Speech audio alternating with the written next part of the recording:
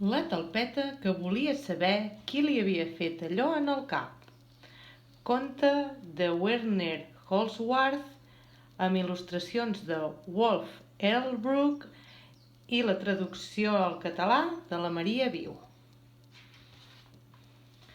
Quan un dia una talpeta va treure el cap d'entre una muntanyeta de terra per tal de veure si eixia el sol, li va ocórrer allò. Era rodó i marró, s'assemblava una mica a un xoriço i el pitjor de tot, li va caure justament damunt del cap. «Quin fàstic!», cridà la talpeta. «Qui m'ha fet això en el cap?». Però era tan curta de vista que ja no va poder veure a ningú. «Has estat tu qui m'ha fet això al cap?», va preguntar el colom que en aquell moment passava volant per allà. «Jo? No, per què? Jo ho faig així», li va contestar. I pam! Un esquitx blanc i humit va caure a terra justetament a la vora de la talpeta i li va atacar la pota dreta. «Has estat tu el qui m'ha fet això en el cap?», li va preguntar el cavall que pasturava en el prat. «Jo? No, per què? Jo ho faig així», li va contestar. I plof, plof! 5 boles enormes i gruixudotes van caure pesades quasi damunt de la talpeta. En va quedar profundament impressionada. «Has estat tu qui m'ha fet això al cap?», va preguntar la llebre. «Jo? No, per què? Jo ho faig així», va contestar. I ratatatatà! 15 veletes rodones xiularen en les orelles de la talpeta. Se'n va salvar amb un bot arriscat. «Has estat tu el qui m'ha fet això en el cap?», va preguntar-li a la cabra, tot traient-la dels seus somnis. «Jo? No, per què? Jo ho faig així», li va contestar. I cloc, clac, cloc, clac!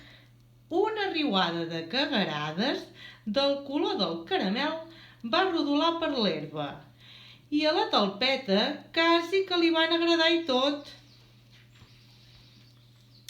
«Has estat tu qui m'ha fet això al cap?», va preguntar a la vaca que estava remugant.